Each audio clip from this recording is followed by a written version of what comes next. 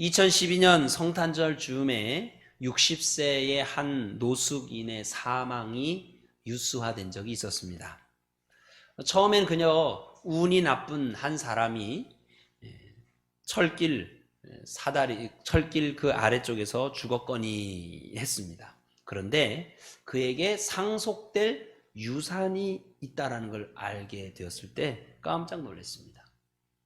그의 증조 할아버지는요, 철길을 놓는 그런 건설업자였습니다. 그래서 수천억 원의 재산가였어요. 그것이 유산이 이어져서 이제 그의 고모까지 갔는데요. 2011년 104세로 그의 고모가 죽으면서 조카뻘 되는 이 노숙인에게 212억 원을 유산으로 상속해 줬어요. 그런데 법원에서 이 상속이 집행을 위한 대기 중이었을 때 이 노숙인이 고가 철길 그 아래에서 죽었던 거예요. 고모에게 한 번이라도 연락을 좀 했었으면, 또 자신에게 상속될 재산이 얼마일까 한번 계산이라도 좀 해봤으면 그런 일이 없었을 텐데 참 안타까운 일이죠. 여러분 가끔씩 그 통장을 잘 찍어 보십시오. 또 유산이 들어와 있을지도 모릅니다.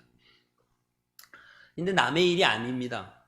우리도 이같이요, 우리의 몫의 유산을 새카맣게 잃어버리고 살아갈 수도 있다라는 거죠. 성경 로마서 8장 17절의 말씀을 보면 자녀이면, 하나님의 자녀이면 또한 상속자, 하나님의 상속자요, 이런 말씀이 있습니다. 우리가 하나님의 종이 아니라는 겁니다. 우리가 하나님의 노예가 아니라는 겁니다. 우리는 뭐예요? 하나님의 자녀라는 거예요. 하나님의 자녀이면 하나님 아버지로부터 받을 뭐가 있어요? 유산이 있는 거예요. 상속이 있는 거예요. 여러분들도 아버지 어머니로서 자식들한테 유산을 상속하려고 하시잖아요. 근데 빨리 주지 마세요. 빨리 주면 그거 홀딱 먹고 그냥 안 와요. 끝까지 가지고 계셔야 돼요. 그래야 옵니다. 예, 우리는 하나님의 자녀예요. 그러므로 하나님께 받을 뭐가 있어요? 상속이 있다는 거예요. 유산이 있다는 거예요. 우리 하나님 아버지는 어떤 분이신가요? 역대상 29장 11절에 보면 하나님은 어떤 분이에요? 위대하세요. 권능이 있으시고 영광이 있으시고 승리가 있으시고 위엄이 있으시고 주권이 있으신 분이세요. 이 모든 것이 다 하나님, 우리 아버지께 있는 거예요. 그분에게 있으면 우리가 또 그분의 것을 어떻게 해요? 유산으로 어떻게 해요? 상속받을 수 있는 거예요. 그분에게 있는 것이 곧 내 것으로 쓸 수 있다라는 거예요. 안 믿어지시죠? 안 믿어지시니까 우리가 이렇게 사는 거예요. 말씀 듣다가 믿어지는 은혜가 있길 바랍니다. 내 믿음대로 될지어다 하거든요. 믿음대로 되는 거거든요. 우리가 아무리 써도요, 이 하나님의 상속, 이 하나님의 유산은 바닥이 나요, 안 나요? 바닥이 안 나요. 저는 밤 9시가 넘어가면 제 아들이 여러 가지 요청을 할 때 응답하기 어려워집니다. 아주 신경이 이렇게 예민해져요. 왜요? 피곤이 막 몰려오고요. 또 새벽 4시에 일어나야 된다라는 어떤 마음의 부담감 때문에 빨리 자자 이 얘기밖에 못합니다. 그런데 우리 하나님은 어떠세요? 언제라도 하나님 오라 그러시죠. 야, 내일 와라, 내일 와. 아우, 피곤하다, 지쳤어. 야, 오늘은 힘 다 썼어. 이런 거 있어요, 없어요? 없으세요. 우리 하나님은 우리의 기도에 대해서 절대 물리치지 아니하십니다. 하나님 풍성하십니다. 하나님 사랑이 많으십니다. 소망이 풍성하시고 지혜가 넘치십니다. 우리 하나님 아버지는 초자연적인 기적을 일으키시는 전능하신 하나님이십니다. 예, 저는 얼마 전부터요, 이 오른쪽 엄지가 좀 통증이 있었어요. 지금 이 엄지는 이렇게 쫙 펴지죠. 이렇게 딱 되는. 이거는요, 안 돼요, 지금 이게. 조금 좀 펴지죠. 어떤 때는 이 엄지가 욱신욱신거리고요, 쿡쿡 쑤시면서요, 너무 아파가지고 당장 응급실에 막 가고 싶을 만큼 그렇게 고통스러운 적이 한두 번이 아니었습니다. 지지난주에는요, 이 상황이 너무 짜증나는 겁니다. 어디 크게 부딪힌 것도 없었어요. 부러진 것도 아니에요. 엑스레이 찍어봐도 별일 없습니다. 여기 보세요. 영상 보는 친구들 얘기하는 거예요. 여기 보세요. 근데 한 2개월 동안 계속 치료하는데 안 낫는 거죠. 안 낫는 거예요. 병원을 옮기자니 마땅치가 않고, 또 이거 가지고 무슨 대학병원까지 갈 것도 아니잖아요. 갈피를 못 잡고 있는데 손가락은 계속 아프고, 그러니까 마음까지 이게 병들었어요. 급기야에는 가족들에게 불편함이 막 전달되는 거죠. 우리 지난주에 사탄에 대해서 우리 같이 말씀을 나누었는데, 사탄에게 제 마음을 빼앗겨 버린 거죠. 그런데 불쑥 여기 어딘가에 하나님 계세요? 하나님 계시는 거예요? 이렇게 묻는 그 물음이 생각이 났어요. 그랬어요. 저는 아픈 손가락에 대해서 불평은 했었지 한 번도 기도하지 않았던 거예요. 그래서 그날부터 기도하기 시작했어요. 정말 기도하기 시작했어요. 근데 기도했더니 우선은 어때요? 마음이 좀 편안해지더라고요. 기도는 내 염려를 다 주님께 맡기는 거거든요. 염려하는 거를 주님께 굴려드리는 거잖아요. 그게 기도잖아요. 그러니까 마음이 좀 편안해지더라고요. 그러니까 지금 이 치료에 대해서 맡고 있는 병원과 의사에 대해서 조금 신뢰하는 마음이 생겼어요. 그리고 정말로 훨씬 편해졌어요. 지난주까지는요, 볼펜 잡을 때 이렇게 잡았어요. 이렇게. 이게 안 구부러져가지고. 근데 지금 이렇게 잡아요. 괜찮아요. 괜찮아요. 할렐루야. 진짜예요, 진짜. 체험이에요, 체험. 여러분 해보세요. 저는요, 내가 가지고 있는 것에만 초점을 맞추고 있었던 거예요. 하나님은 생각하지도 않았던 거죠. 내가 하나님의 자녀이면서 다른 것은 기도할 줄 알면서도 이것에 대해서는 기도를 안 했던 거죠. 하나님의 도움도 안 구했던 거예요. 그냥 내가 가지고 있는 힘, 내가 가지고 있는 지혜, 내가 가지고 있는 능력, 그거에만 이렇게 쳐다보고 있으니까 원망이 쌓이고 불평이 쌓이는 건 지극히 당연한 일인 거예요. 우린 이럴 때 기억해야 돼요. 하나님의 약속을 기억해야 돼요. 뭐예요? 하나님의 자녀이면 또한 상속자다. 하나님의 상속자다. 여러분 모두 다 하나님의 상속자입니다. 하나님께 받을 그 능력과 하나님께 받을 그 지혜가 있단 말이에요. 성경은 끊임없이 우리에게 말씀하고 있어요. 말씀하고 있어요. 이봐요. 잔걱정 부인, 왜 염려가 잠을 훔쳐가도록 내버려 두세요? 하나님께 기도해 보세요. 성경이 또 우리에게 또 얘기하죠. 이봐요, 죄책감 부인, 그 죄 때문에 목이 조여가지고 숨 막혀 언제까지 그렇게 있을 거예요? 끊임없이 용서해 주신 주님께 나가보세요. 거기 꿈없이 고개 숙이고 어깨 축 처져 있는 학생, 왜 고개 숙이고 있어? 왜 어깨 축 처지고 있어? 꿈과 비전을 주신 하나님께 기도해봐. 하나님 꿈을 주시고 비전을 주셔. 우리 하나님은 전능하신 하나님이세요. 우린 그분의 보좌 앞에 나갈 수가 있어요. 도둑처럼 몰래 훔치러? 아니요. 종이 되어져서 두려움에 떨면서? 아니에요. 하나님은 우리의 아버지세요. 우리는 하나님의 아들이고 하나님의 딸이세요. 예수의 이름 안에서 우리는 당당하게 하나님 앞에 나갈 수가 있습니다. 자, 그러면 우리가 어떻게 이 하나님의 상속, 이 하나님의 유산 속에서 누리면서 살 수 있을까? 하나를 좀 기억했으면 좋겠어요. 그것은 뭐냐면 상황이 아니라 약속을 선택하라는 거예요. 같이 한번 해보십시다. 상황이 아니라 약속을 선택하라. 상황이 아니라 뭘 선택하라고요? 약속을 선택하라는 거예요. 관련된 말씀을 한 군데 보도록 하겠습니다.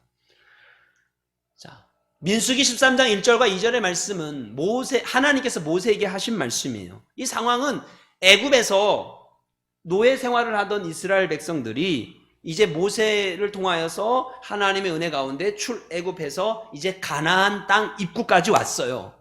그때 하나님께서 이제 모세를 통하여 말씀하시는 거예요. 뭐라고 말씀하시냐면, 야 모세야, 이제 이 가나안 땅 내가 사람을 보내어라. 그러면서 뭐라 얘기하세요? 하나님 말씀이 내가 이스라엘 자손에게 어떤 땅? 주는 가나안 땅을 정탐하고 와라 이렇게 말씀하셨어요. 주는 땅이라는 거예요. 하나님께서 이스라엘 백성에게 그 땅을 정복하거나 그 땅을 침략하거나 그 땅을 확보하거나 말씀하지 않으시고 다만 하나님께서 그 땅을 그들에게 뭐예요? 주시겠다 하셨다는 거예요. 주시겠다. 그러니까 이제 이스라엘 백성에게는 선택이 두 가지인 거예요. 뭐예요? 상황을 선택하든지 아니면 약속을 선택하든지 둘 중에 하나를 선택하는 거예요. 상황은 말해요. 절대 안 돼! 그 땅은 거인들이 살아. 틀렸어. 우린 나 죽어. 이 상황이에요. 하나님의 약속은 뭐예요? 그 땅은 이미 하나님이 어떤 땅? 주신 땅. 들어가면 승리할 거야. 가서 취할 수 있어. 이게 약속인 거예요. 이스라엘 백성들은 어려운 상황이지만 하나님의 뭐를 잡아야 됐어요? 약속을 잡아야 했어요. 그냥 그 주신 선물, 주신 가나안 땅이니까 아멘 하고 들어가면 됐던 거였어요. 그런데 그렇게 했어요? 안 그랬어요? 안 그랬어요. 그래서 40년을 돌았어요. 그리고는요, 지도자 모세가 죽은 다음에 후계자 여호수아가 이제 하나님의 약속의 땅 앞에 서게 되었어요. 그때에도 똑같이 하나님께서 여호수아와 이스라엘 백성에게 말씀하시는 거예요. 뭐라 그래요?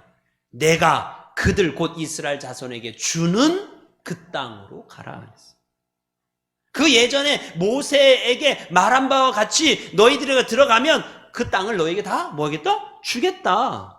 뭐예요? 약속이에요. 상황은 똑같았어요. 이제 또 약속을 붙잡을 거냐? 상황을 붙잡을 거냐? 내 어려운 형편을 볼 거냐? 하나님의 약속을 붙잡을 거냐? 두 앞에 있는 거예요. 여호수아와 이스라엘 백성은 이때는 어떻게 뭘 선택했을까요? 약속을 선택했을까요? 상황을 선택했을까요? 예, 약속을 선택했어요. 그래서 가나안으로 들어갔죠. 그리고 그 땅을 취했어요. 엄밀히 말하면 이들이 취한 것은, 이들이 붙잡은 것은, 얻은 것은 땅이 아니라 땅보다 먼저 뭐를 했어요? 하나님의 약속을 붙잡았어요. 그랬더니 그 약속을 따라서 뭐가 왔어요? 땅이라는 축복까지 오게 된 거예요. 내 믿음대로 될지어다. 물론 거저된 것 아니에요. 오늘 말씀에도 그리스도의 상속자이면, 그리스도와 함께한 상속자면 영광도 얻기 위하여 무엇도 같이 받으래요? 고난도 받는다라고 말씀하세요. 거저된 건 아니었어요. 여호수아와 이스라엘 백성들이 요단강을 건널 때 힘들게 건너갔어요. 또 딱 들어갔더니 큰 성벽 여리고 성을 만났는데 그 성은 두껍고 높았어요. 또 그 가나안 땅에 있는 악한 사람들은 끝까지 포기하지 않고 이스라엘 백성들을 괴롭혔어요. 그렇지만 여호수아는 7년 동안 계속해서 싸웠어요. 상황을 보고, 약속을 보고 뭘 붙잡았을까요? 상황, 약속, 뭐요? 약속을 붙잡았어요. 상황은 끊임없이 안 된다고 얘기했어요. 상황은 끊임없이 틀렸다고 얘기했어요. 상황은 끊임없이 너보다 훨씬 더 큰 적들이 있다라고 얘기했어요. 하지만 여호수아와 이스라엘 백성들은 이 땅은 하나님이 어떤 땅? 주신 땅. 주신 땅. 이 약속을 붙잡았더라는 거죠. 하나님 약속을 믿고 하나님께 도움을 구할 때 하나님은 반드시 그 백성에게 승리를 주십니다. 왜요? 하나님의 자녀니까. 왜요? 하나님의 상속자이니까. 고난을 이기게 하십니다. 승리케 하십니다. 6년 전에 목회자 여름 산상 집회에 저녁 집회를 마치고 숙소에 들어왔을 때였어요. 한 어른, 나이 지긋한 목사님께서 저를 잘한다는 그런 표정으로 와가지고, 아유 목사님 아버지가 어느 교회 목사님이시지요? 잠깐 당황했어요. 우물쭈물 하다가 저의 아버지는 농부이십니다 대답했어요. 아버지가 목사님이시면 조언을 구하거나 또 어려울 때 도움을 요청할 수가 있어요. 그리고 소개할 때 저는 아무개 목사님의 아들입니다 라고 소개하면 다른 목사님과 만남에 있어서 굉장히 쉽게 그 만남이 풀어지죠. 근데 그렇지 못한 저의 상황, 그 상황이 제 마음에 불편하게 만들었어요. 저는 농부의 저희 아버지는 농부이십니다. 이게 제 안에서 자꾸 되풀이 되어졌어요. 그러다가 문득 고백이 생겼어요. 육신의 아버지는 농부이시지만 영적으로는 하나님이 나의 아버지십니다. 그리고는 하나님을 불렀어요. 하나님 아버지. 하나님 아버지. 하나님 아버지. 야, 그 순간에 이렇게 하나님을 아버지라 부를 수 있다는 게 은혜지요. 그렇게 부르는 순간 제가 살아나기 시작하는 거죠. 전능하사 천지를 지으신 하나님 아버지를 내가 믿고 있는데 내가 가만히 있을 수가 없지. 하나님이 살아계신데 상황이 농어촌이라고 상황이 시골이라고 여기에 눌려 있을 수 없지. 길을 찾기 시작했어요. 막혔다 싶을 땐 새로운 길이 무엇인지 하나님 아버지께 구했어요. 지혜가 부족할 땐 하나님 아버지께 구했어요. 빌립보서 4장 13절의 말씀. 내게 능력 주시는 자 안에서 내가 모든 것을 할 수 있느니라. 내게 능력 주시는 자, 그분이 뭐예요? 우리의 아버지 되신다고요. 하나님이 가지신 능력이 곧 그러므로 내 능력으로 상속받을 수 있다라는 거죠. 네, 이게 대단한 은혜인 거예요. 또 야고보서 1장 5절의 말씀. 너희 중에 누구든지 지혜가 부족하면, 지혜가 부족하신 분 속으로만 손. 지혜가 부족하면 하나님 앞에 구하라는 거예요. 그러면 하나님 어떻게 해요? 주신다라는 거죠. 모든 지혜의 근원 되시는 하나님이 우리의 누구예요? 아버지시잖아요. 우리는 그분의 뭐예요? 상속자시람. 그러므로 하나님의 지혜가 곧 내 지혜로 임할 수 있다 이거죠. 있다 이거예요.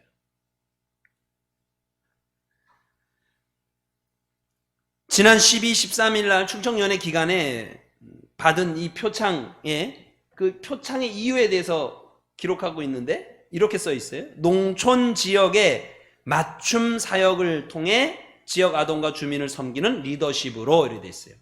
농촌 지역의 맞춤 사역. 농촌 지역에서 맞춤 사역할 수 있는 지혜와 능력 아버지가 주셨어요. 하나님 아버지가. 또 여러분, 우리 베델교회 성도 여러분들이 순종함으로 함께 해주셨기 때문에 오늘에 이른 줄 믿습니다. 전능하신 하나님, 그분이 우리의 아버지 되십니다. 우리는 그분의 자녀입니다. 우리는 그분의 뭐예요? 상속자입니다. 그러므로 하나님 아버지의 지혜, 하나님 아버지의 능력을 꺼내 쓸 수 있습니다. 아멘, 아멘. 우리 학생 여러분들도 하나님 앞에서 꿈을 꾸세요. 꿈을 꾸세요. 그것을 이룰 수 있도록 지혜와 능력을 하나님 아버지께 구하세요. 그분이 도와주십니다. 전능하신 하나님이십니다. 우리 성도 여러분들도 마찬가지. 금방 천국 안 가져요. 네? 어쩌다 보면 120살까지 살 수도 있어요. 그러니 천국 가는 그날까지 하나님의 그 비전을 품으시기 바랍니다. 우리 올해 나는 이 땅에 뭐라고요? 거룩한 구루터기가 되자 했어요. 내가 구루터기로서 한 생명이라도 주님께 인도하리라. 끝까지 자손을 위해서 기도하는 한나와 같은 어머니가 되리라. 하나님, 내가 이 눈으로 하나님의 영광을 내 가정 속에서, 내 교회 속에서, 이 지역 속에서 보기를 원합니다. 하나님 도와주십시오. 나 하나님의 상속자잖아요. 하나님의 능력, 하나님의 그 지혜, 하나님의 그 힘 내게 좀 주십시오. 천국 가는 그날까지 사명 감당하고 싶습니다. 하나님, 내 가정의 아름다운 일들을 보고 싶습니다. 그렇게 기도하시자는 거죠. 최근에 하나님 아버지께서 저에게 주신 지혜는 유튜브에 고향의 기도를 올리는 것입니다. 여러분들은 유튜브가 익숙하지 않은 분들이 있으실 거예요. 유튜브가 뭐냐면요, 쉽게 얘기해서 서산 베델교회 방송국이 생기는 거예요. 우리 베델교회가 텔레비전 방송을 하는 거예요. 근데 이거는 텔레비전에서 나오는 것이 아니라 여러분이 가지고 있는 스마트폰이나 또 컴퓨터를 통해서 볼 수 있어요. 지난주에 고향의 기도라는 1편을 올려서 자손들이나 여러분 가족들에게 이렇게 보냈어요. 그랬더니 답글이 오더라고요. 제가 좀 읽어드려 볼게요. 누가 썼는지는 제가 생략하겠습니다. 잘 들어보세요. 이게 누군지 감이 올 수도 있어요. 감사합니다. 마을이 한눈에 보이니 참 좋네요. 기도할게요. 마을을 두고 늘 중보하는 동력자가 될게요. 또 다른 분, 아멘 아멘. 미국 오빠에게도 보내드리고 함께 기도드립니다. 야, 이 유튜브에 올려놓으면요 미국에서도 바로 볼 수 있는 거예요. 그러면 제가 그 유튜브 영상 안에 기도도 넣었지만 우리 동네에 지금 현재 뭐 하는지 사진이며 동영상도 같이 넣었거든요. 그러니까 멀리서도 이 지역을, 이 고향을 다 볼 수 있는 거죠. 또 이런 글도 있었어요.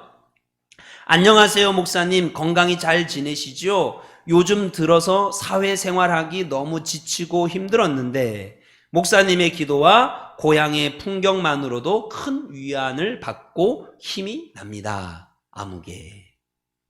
고향에서 기도하고 있다는 것이 가족과 자손들에게 위로와 격려가 되고 있다는 거죠. 뿐만 아니라 이 기도를 하나님께서 들으시고 하늘의 능력과 지혜로 우리의 가족과 우리의 자손들을 도와주실 줄 믿습니다. 그리고 믿음의 길로 인도하실 줄 믿습니다. 우리는 하나님의 자녀입니다. 우리는 하나님의 상속자입니다. 하나님의 도움을 구하십시오. 하나님이 여러분을 도와주십니다.